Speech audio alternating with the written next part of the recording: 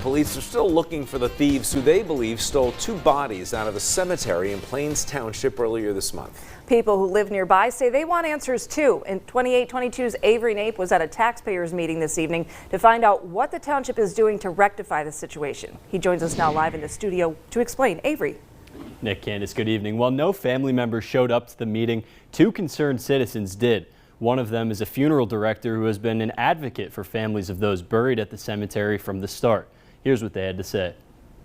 I feel like I was here in August and I warned you guys something like that was possible, and I don't feel like anybody took me seriously. Ava Peterson has been an advocate for Good Shepherd Memorial Guarded Cemetery and the family buried inside for years. After police say 2 bodies were stolen from the cemetery's mausoleum earlier this month, she came to the meeting hoping to see the township take over the cemetery. I just want to know what you guys are planning on doing in the future, because the outside is still exposed. People could still get in. It's still a hazard. Officials with the township say since the cemetery is private property, legally their hands are tied. We are limited right now. It's one thing if it's just a building and there were no in it with what we could do with condemning, but it just a whole other level. Which is where Chris Unitas comes in. Unitas is a local funeral director and has been helping families relocate their loved ones from the cemetery since it was sold to the current owners some 20 years ago. After the thefts, he says he reached out to the Attorney General's office for guidance on the situation. He believes if they were given a court order to remove the remaining 38 bodies from the mausoleum,